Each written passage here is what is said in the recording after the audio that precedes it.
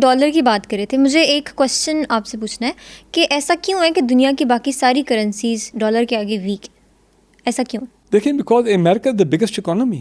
میں پڑھ رہا تھا پتہ نہیں کتنے 1000 ٹریلین کی وہ اکانومی ہے. پاکستان کی اکانومی کی ہے 346 ارب ڈالر کی ہماری اکانومی ہے. ان کی پتہ نہیں 3000 کتنے کی خرب کی اکانومی ہے, اور ان کا بھی بڑا قرضہ ہے وہ یہ تمام چیزیں. تو اکانومی ان کی اتنا بڑا سائز ہے کہ ان کا ڈالر جو ہے وہ پھر ظاہری بات ہے پوری دنیا کو ڈومینیٹ کر رہا ہے. اور اب آپ دیکھیں لیٹن برکس جو ہے جو ایک نیا الائنس بننے جا رہا ہے, جس میں اب صومالیہ, ایتھوپیا ایسے ممالک نے بھی جوائن کر دیا. پتہ نہیں انڈیا نے پاکستان کو ظاہری بات ہے نہیں آنے دیا برکس میں, یا ابھی بات چیت تو ان کی خیر چل رہی تھی, بات چیت تو چل رہی ہے. تو اب وہ کہہ رہے ہیں برکس والے کہہ رہے ہیں ہم اپنی کرنسی بنائیں گے.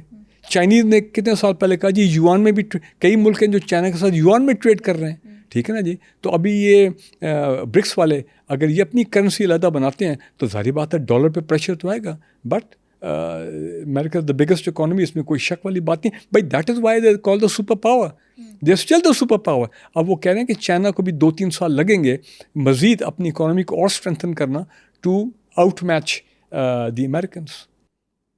اچھا, ہنری کسنگر کی بک میں دوبارہ کوٹ کرنا چاہوں گی, اس میں وہ یہ بتاتے ہیں کہ بائی پولر ہونا چاہیے دنیا کو اسٹیبل رہنے کے لیے.